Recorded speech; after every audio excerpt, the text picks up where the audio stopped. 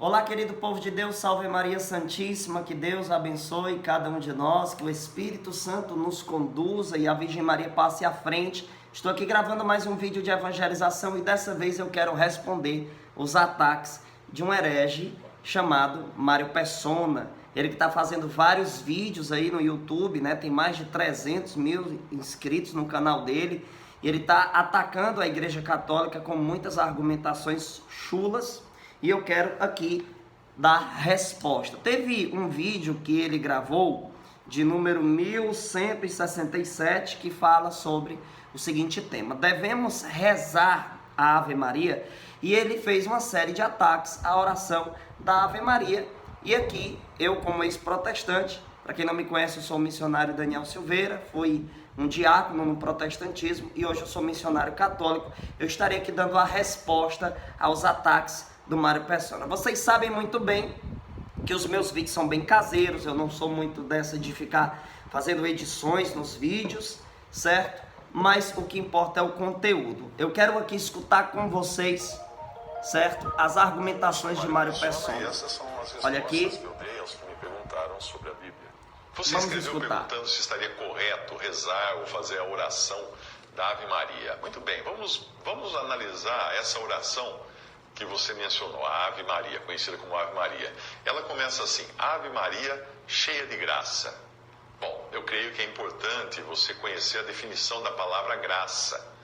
Do modo como você escreve, parece que graça é uma virtude de alguém, que alguém possui.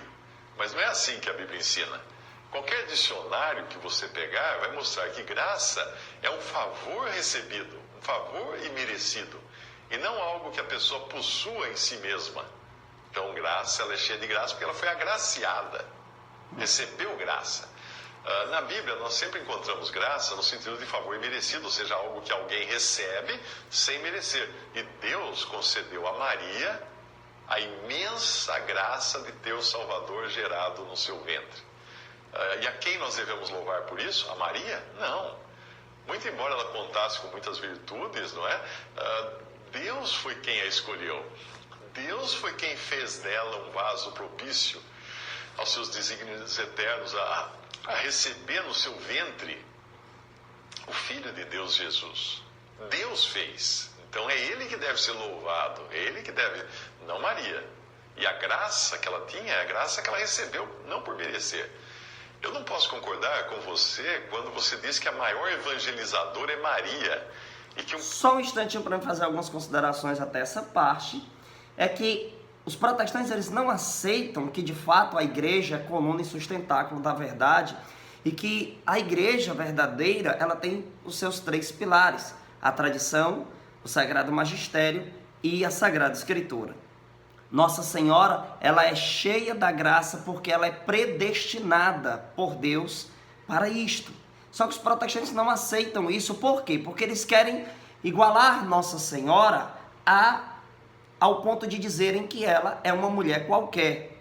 E eles muitas das vezes se expressam de um jeito extremamente irresponsável quando eles dizem que ela foi só a mãe de Deus. Só a mãe de Deus? Vejam só, existe um esforço argumentativo dos protestantes de tirar a honra que devemos ter para com Nossa Senhora. O cara diz que Nossa Senhora não deve ser louvada, não deve ser honrada, e sim a Deus que nós devemos louvar, porque foi Ele quem fez tudo isso. Mas, amados irmãos e irmãs, nós sabemos que foi o Espírito Santo de Deus, mas teve a participação de Nossa Senhora. Se a Bíblia mesma diz, em Romanos capítulo de número 2, versículo de número 10, glória, honra e paz a todo aquele que faz o bem, é por isso que nós honramos Nossa Senhora. Veja só, quando Isabel estava cheia do Espírito Santo, Lucas 1,42, ela diz: de onde me vem esta honra de vir a mim. Veja, isso é uma forma de louvar. Mas ele disse que não pode. Mas a Bíblia está dizendo que nós devemos honrar e até mesmo sermos devotos. Está lá em Hebreus capítulo de número 13, versículo de número 7, que nós devemos imitar, nós devemos lembrar os nossos guias na fé. Ele agora vai negar que Maria não foi a maior evangelizadora do mundo. Gente, como é que o cara nega isso? se foi no ventre dela que o Verbo se fez carne e habitou entre nós, e a mensagem desta encarnação se espalhou no mundo inteiro. Só que teve um princípio, e foi o faça-se de Nossa Senhora. Nós sabemos que Deus é eterno, mas a partir do momento do faça-se de Nossa Senhora, aconteceu que o Verbo se fez carne, ou seja, Deus assumiu uma nova natureza. Então, por isso que nós dizemos que ela é a maior evangelizadora, porque ela deu o seu consentimento a Deus. Ela obedeceu perfeitamente a Deus. Com esta obediência, ela foi um instrumento de aproximação de Deus entre os homens. E assim, o Verbo se fez carne e habitou entre nós. O sangue que foi derramado no madeiro, aquele corpo que foi pendurado ali, entenda, foi gerado pelo ventre de Nossa Senhora. Não existe pregação maior do que Jesus encarnado e Jesus crucificado e Jesus ressuscitado. Não existe pregação maior do que essas. E aqui nós encontramos uma participação direta da Virgem Maria. Vamos continuar. O pedido que nós fizermos a ela não poderá ser negado. Bom, eu já fui católico, mesmo depois de convertido. Mentiroso. Fiquei um ano no catolicismo, estudando o catolicismo. Não tinha e a saído, Bíblia. né? Eu entendo que você esteja se referindo ao momento presente. Pedirmos alguma coisa a Maria hoje, não é? É isso que você está se referindo? Talvez alguém pudesse pedir algo a Maria quando ela vivia aqui na Terra. Claro, ela passava, Maria, me ajuda aqui. E ela fosse, então, se ela não pudesse resolver o problema, ela iria ao Senhor Jesus, ao filho dela, passar esse pedido, como aconteceu no casamento lá de Caná. E o filho atenderia, porque os servos foram a Maria, falaram, acabou o vinho. Ela foi a Jesus, falou, acabou o vinho. E ele, então, foi lá e resolveu o problema do vinho. Mas hoje, pedir alguma coisa a Maria seria biblicamente errado. Por quê? Porque é errado nos dirigirmos a uma pessoa que tenha morrido para pedir alguma coisa. Isso é espiritismo. E em Deuteronômio 18, de 10 a 11, está escrito assim, entre ti não se achará quem consulte os mortos. Maria morreu. Nós não podemos consultar Maria, pedir coisas para Maria.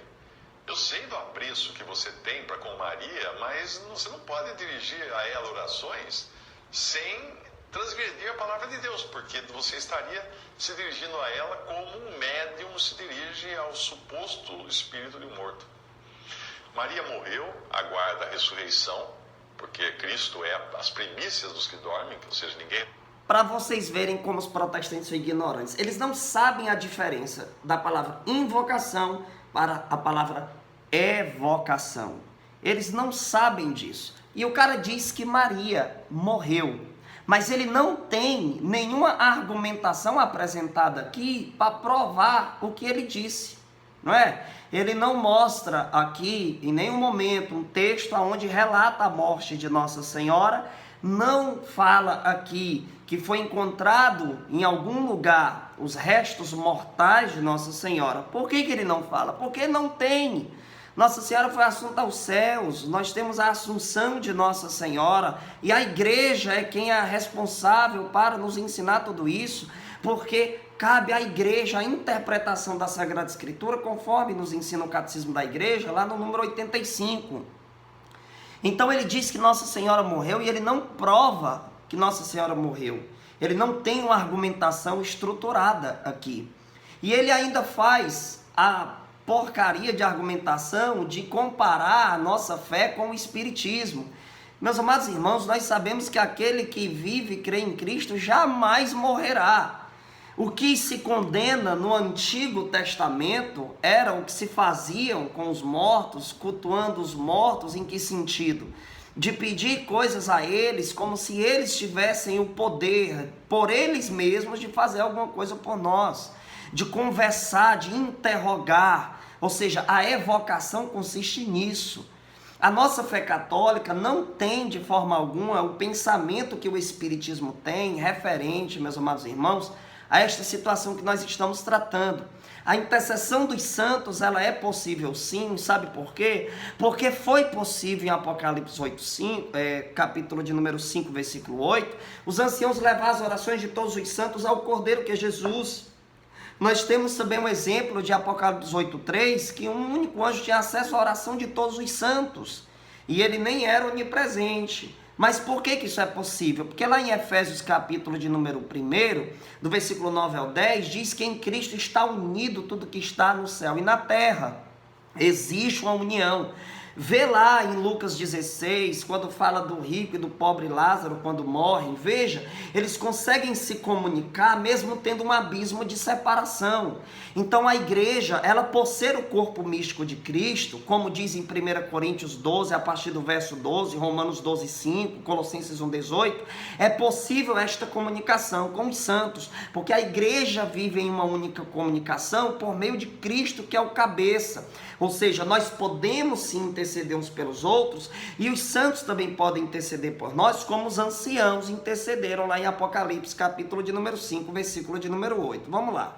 Situando-se Cristo, e o Espírito de Maria está com Deus, e o seu corpo está como aquele dos que dormem, de que nos fala Paulo em suas epístolas. Aqui ele entra em contradição com muitos ensinamentos de protestantes, né? Por isso que tem muitos protestantes que batem de frente com Mário Persona. Muitos protestantes dizem que quando morremos, ficamos inconscientes. Agora ele já está dizendo que não está inconsciente, que o Espírito está com Deus. Como assim? Né? Vocês têm que se decidir, protestantes. Ou está dormindo ou não está. Né? E eu vou falar uma coisa, dormindo não está não, viu? Porque lá em Gênesis 4:10, se lembra de Abel que foi morto por Caim? Ficou clamando por justiça, não tem como estar dormindo. Vai lá em Apocalipse capítulo de número 6, do verso 9 ao 10, vai dizer que os mártires estão clamando por justiça. Então você junta Gênesis 4:10 com Apocalipse 6, do 9 ao 10, você vai ver que os santos não estão dormindo coisíssima nenhuma. E também essa de Lucas 16 que eu citei para vocês, do rico e do pobre Lázaro, depois que morreram, não ficaram inconscientes.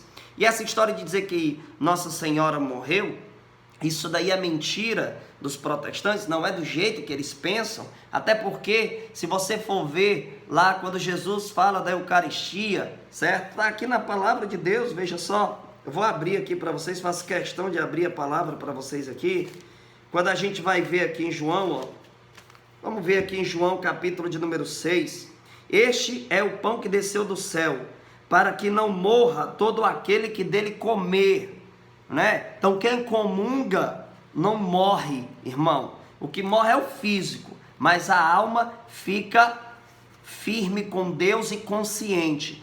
Imagina Nossa Senhora, que não morreu como os protestantes dizem. Aconteceu a assunção de Nossa Senhora. Vamos lá. Mas o Espírito está vivo com Deus no céu.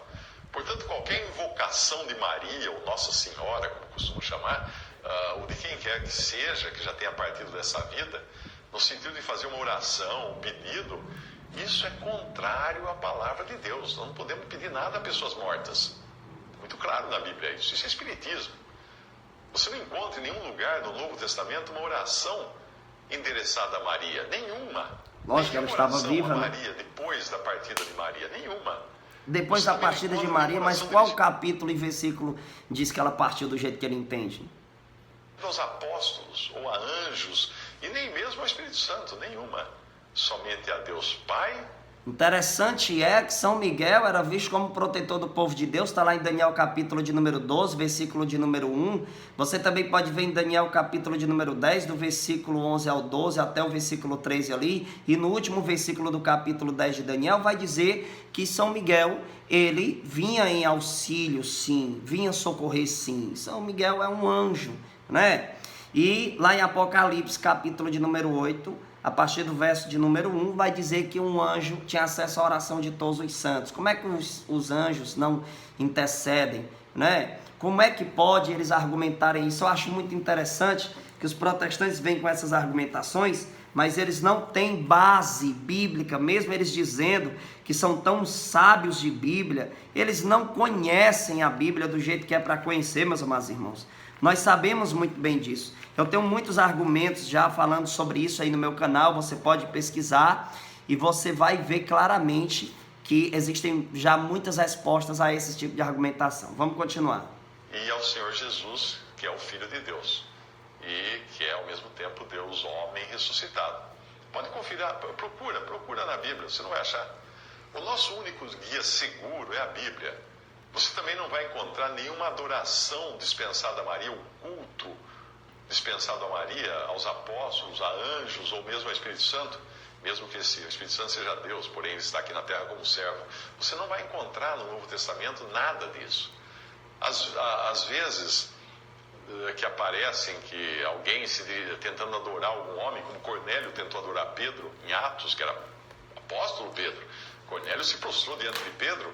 O que aconteceu? Ele recebeu uma reprimenda do apóstolo que disse: eu também sou homem. Uma outra passagem, João, em Apocalipse, ele conta que ele tentou adorar o anjo e foi barrado. O anjo falou para ele assim: eu sou conservo seu. Nunca era para ser adorado um anjo. Aí você diz que crê que deve fazer orações a Maria por ser uma conclusão lógica. O cara falou sobre aquelas passagens de se prostrar, né? Como se prostrar fosse adoração. Eu vou dar só 2 exemplos aqui para vocês. Por exemplo, de Gênesis 18, do versículo 1 ao 2, e Gênesis 19, do versículo 1 ao 2. Lá vai falar que Ló e também Abraão chegou a se prostrar diante dos anjos, e isso não significou idolatria, certo? Então aqui ele tentou cutucar essa parte aí, ele tentou alfinetar nisso aí que a gente faz, de se ajoelhar diante das imagens, como se ajoelhar consistisse em adoração, certo? E não é, tá? Não é. O fato de você se ajoelhar não quer dizer que você esteja adorando, porque a adoração é um sentimento e não um gesto físico ali, exterior. Não é? Se você estiver de joelhos e não tiver o sentimento de adoração, você não está adorando pelo fato de estar de joelhos, não. Vamos lá. Bom, se nós usarmos lógica para as coisas de Deus, nós vamos sair completamente da Bíblia. A lógica nos leva... Olha a porcaria que o cara fala. ...próprias conclusões. E aí nós vamos adicionar coisas às coisas que Deus disse. Eva usou de lógica, ela fez isso. E veja o estrago que ela fez. Usou de lógica? Em que Eva usou de lógica? Gênesis 2, 16 a 17, com aquilo que ela diz à serpente em Gênesis 3, 3. Ela acrescentou palavras que Deus não havia dito. Ela disse, nem nele, nem no fruto tocareis. Deus não tinha falado para não tocar no fruto. E isso é lógica? Isso é se utilizar de lógica? No fundamento estabelecido por Deus e pela sua palavra, nós acabamos invadindo o terreno do erro e acabamos suscetíveis ao erro. Por isso, melhor mesmo é nós ficarmos bem fundamentados na palavra de Deus, que ele transmitiu. Mas como é que você vai ficar fundamentado na palavra de Deus, se a igreja, que é coluna e sustentáculo da verdade, como diz na própria Bíblia, está lá em 1 Timóteo, capítulo de número 3, versículo de número 15. Os protestantes se dizem estar fundamentados na Bíblia, e está aqui a confusão que existe entre eles, as múltiplas denominações e tudo aí, com várias opiniões, com várias distorções. E eles dizem que estão na Bíblia. Se estivessem na Bíblia, obedeceriam às orientações de unidade que a Bíblia nos deixa, por exemplo, em 1 Coríntios 1,10, coisa que eles não obedecem. Continuando. Os profetas e apóstolos, veja Atos 2,42 e Efésios 2, de 20 ao 21. Agora, quando você se refere a Maria como evangelizadora por causa do episódio das bodas de Caná, dizendo não que é por causa desse episódio que nós se referimos a ela como uma maior evangelizadora. Isso é muito diferente do que você acaba concluindo depois, de que hoje ela continua convidando pessoas ou evangelizando, como você diz que ela faz hoje. Você realmente acredita que as ditas aparições de Nossa Senhora seriam, Nossa Senhora de Fátima, Nossa Senhora de Aparecida e tantas outras que tem por aí, seriam uma forma de evangelizar e conduzir pessoas a Jesus? Você acredita isso? Essa ideia sua, para mim, cheira a espiritismo. Paulo nos alerta contra mensagens vindas do além, como essas que os pastores receberam lá em Fátima, acho que é assim a história, não é? Paulo nos avisa para não... Acho que é assim a história, o cara não estuda para dizer. E é porque era católico, né? Capítulo 1, versículo 8. E nós devemos julgar tudo que nós vemos e ouvimos pela bússola segura que é a palavra de Deus.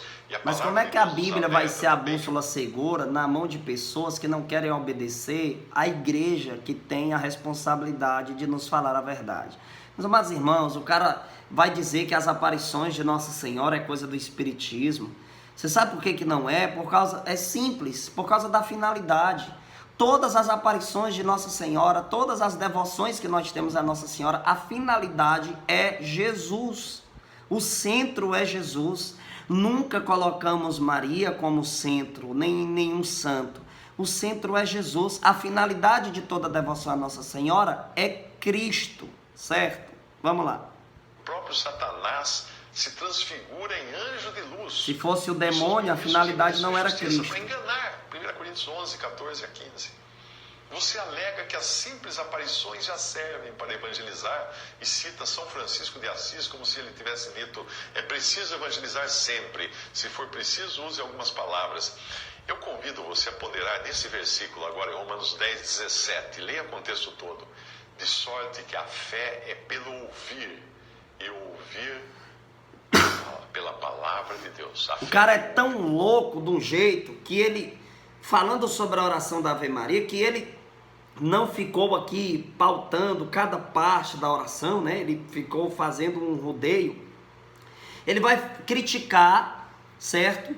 Uma frase de São Francisco de Assis, quando ele diz, olha, evangelize em todas as circunstâncias, se preciso for, utilize das palavras. O que é que ele quis dizer? É que quando nós evangelizamos, nós não unicamente nos utilizamos de palavras. Muitas vezes nós dizemos alguma coisa com gestos. Falar com alguém não é obrigado você dizer uma palavra. Você pode muito bem fazer um gesto, que significa algo para quem está vendo. Veja, se eu fizer assim para você, você já vai identificar que isso é um tchau, isso é uma despedida. O cara é tão sem noção que ele se utiliza de uma argumentação podre dessa para tentar atacar a igreja. Gente, é muita falta de honestidade intelectual. Vamos continuar. E ouvir pela palavra de Deus, ou seja, até a capacidade de ouvir nos é despertada pela palavra de Deus. Quando a gente tem espiritualidade, irmão, a gente escuta também com os olhos, viu? Usando palavras, a palavra dele, para levar as pessoas à fé. A sua ideia de que Maria seja nossa mãe também não convence. Como assim não convence? Se ela é mãe de Jesus, ela é mãe do Cristo total. Se Jesus, ele tem um corpo místico, que é a igreja, Nossa Senhora é nossa mãe, porque ela é mãe do Cristo total. Se a igreja é seu corpo místico, Nossa Senhora é, sim, a nossa mãe. Outro detalhe, está aqui em Apocalipse 12, provando claramente que Maria é nossa mãe, quando bem aqui no capítulo de número 12, no versículo de número 17, diz assim: este então, ou seja, o dragão, se irritou contra a mulher e foi fazer guerra ao resto de sua descendência. Quem é a descendência da mulher? Aos que guardam os mandamentos de Deus e têm o testemunho de Jesus. Então, por isso que nós acreditamos que Maria é nossa mãe. Vamos lá. Pelo modo como não convence a ideia de que as aparições sejam evangelizadoras, não são, porque as pessoas acabam mais ligadas àquele ídolo que fabricam para depois seguirem, e a Maria, e ficam obstinadas por Maria. Seria um ídolo se nós considerássemos Nossa Senhora como uma deusa, e nós não dizemos isso. Vamos lá, continuando. Deixam Jesus no segundo plano. Nunca que a igreja ensinou você a deixar Jesus em segundo plano. Nunca. Ele não prova nada, o cara fica falando e não mostra nada, não mostra no documento da igreja. Até texto bíblico que ele não está sabendo mostrar, poxa. Aos pés da cruz, João não representava a humanidade, como você acha. E Maria, a mãe da qual João deveria cuidar a partir daquele momento, não era mãe de João, como você alegou, era João que deveria. Ele se enrola todo agora aí, ó. Não era mãe de João para cuidar de João. O Senhor Jesus entrega Maria aos cuidados de João para João cuidar dela. Então, ela estava dependendo dos cuidados de João.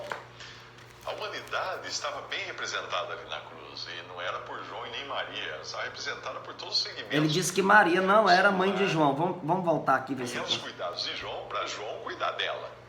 Então, ela estava dependendo dos cuidados de João. A humanidade estava bem. Deixa eu ver aqui se dá para. Seus irmãos, aos pés da cruz, João não representava a humanidade, como você acha. E Maria, a mãe da qual João deveria cuidar a partir daquele momento, não era mãe de João, como você alegou. Não era mãe de João, como você alegou, acho que ele disse assim, né? Mas só que lá em João 19, do versículo 25 em diante, diz assim: junto à cruz de Jesus estavam de pé sua mãe, a irmã de sua mãe, Maria, mulher de Cleofas, e Maria Madalena. Quando Jesus viu sua mãe, perto dela o discípulo que amava, disse à sua mãe: mulher, eis aí o teu filho. Ele disse que João não era filho dela. Está aqui, ó. Eis aí o teu filho. Não era filho de sangue, mas era por dádiva de Jesus. Dádiva de Jesus, porque Jesus é filho único. Mas está aqui, ó. Jesus deu Maria como mãe do discípulo amado, para ser mãe do discípulo amado, e deu ele como filho para ela. Por que João aqui, isso os santos da igreja interpretam que ele representava a humanidade? Aqueles que eram fiéis a Jesus. Aqui, João representa os que são fiéis, por isso que quem é fiel a Jesus, recebe Maria por mãe. Vamos lá. Maria. Não era mãe assim de João, como Apocalipse 12:17 diz, Senhor, né? Jesus entrega Maria aos cuidados de João, para João cuidar dela. Então, ela estava dependendo dos cuidados de João. A humanidade estava bem representada ali na cruz, e não era por João e nem Maria, ela estava representada por todos os segmentos. O governo secular. Não usou capítulo nem versículo. Lucas 23, nada, 24, o cara não está 25, falando nada militar, mostrando na Bíblia, 36, como eles dizem que mostra. Religioso, no versículo 10 de Lucas 23, o povo, no versículo 18, ó, fazendo a sua votação democrática. Está falando isso aí, mas ele não mostra o que está escrito. Ele vai dizendo, ele não para ler. Em nenhum lugar das Escrituras você encontra a humanidade mais bem representada do que na crucificação. E o ódio natural do homem contra o seu Criador é mostrado ali como é generalizado no seu caráter. Toda a sociedade odeia Cristo. Além disso, a sua ideia até faria algum sentido se Jesus tivesse pedido a Maria para ela cuidar de João, mas foi o contrário. Maria ia precisar de cuidados ali em diante, por ser uma mulher fragilizada pela morte do seu filho. João, mas ele disse que não tinha que se utilizar de lógica, né? Não, Maria, olha aí, João. Vá lá, lógica carnal dele, né? Acabou-se. Bom, gente, aqui foi mais um vídeo respondi tintim por tintim, né? Gente, meu Deus do céu, o cara quando vem falar que não devemos rezar Ave Maria e nem pautou, se ele tivesse pautado assim, parte por parte da oração, mas nem isso, citou coisas, não parou, não abriu a Bíblia em nenhum momento para não. Ele só soube aí atacar um tiroteio de argumentações que respondi todas elas aí. Vamos lá. Ave Maria, cheia de graça, o Senhor é contigo. Isso está claramente na Bíblia, a partir de Lucas 1:28, certo? Ave Maria, cheia de graça, o Senhor é contigo. Bendita sois vós entre as mulheres e bendito é o fruto do teu ventre, Jesus. Isso aí está em Lucas 1:42. Santa, por que nós dizemos que Nossa Senhora é santa? Pois é pelo fruto que se conhece a árvore, diz em Mateus 12:33, né? Quem é o fruto de Maria? Jesus. Nossa Senhora é santa, Nossa Senhora é santa. Quem fará sair o puro do impuro? Ninguém. Está lá em João 14:4, diz isso. Ninguém. Nossa Senhora é santa, nós sabemos muito bem disso, certo? Santa Maria, mãe de Deus porque de fato a Bíblia diz que ela é mãe de Deus. Isaías 7:14, próprio Senhor vos dará um sinal, a virgem conceberás, darás à luz a um filho e porás o nome de Emanuel, que significa Deus conosco. A Bíblia diz que só existe um único Senhor, e o que é que Isabel, cheia do Espírito Santo, diz ela? De onde me vem esta honra de vir até mim a mãe do meu Senhor. Quem é o Senhor da sua vida? É Deus. Santa Maria, mãe de Deus, rogai por nós pecadores, agora e na hora de nossa morte. Amém? É quando nós pedimos a intercessão de Nossa Senhora, e a intercessão dos santos é um fato bíblico, porque eles estão ligados a nós através de Cristo, que é o cabeça do corpo místico, assim como eu já mostrei a vocês em 1 Coríntios 12, a partir do verso 12, Romanos 12:5, Colossenses 1:18. Você pode ver intercessão dos santos em Apocalipse 5:8, Apocalipse capítulo 8, a partir do versículo de número 1, vai falar que um anjo só tinha acesso à oração de todos os santos. Enfim, está aqui a minha resposta. Você que ainda não se inscreveu no meu canal, coloca aí Missionário Daniel Silveira, se inscreve. Instagram, @missionário Daniel Silveira. Salve Maria, compartilha, estamos juntos. Amém.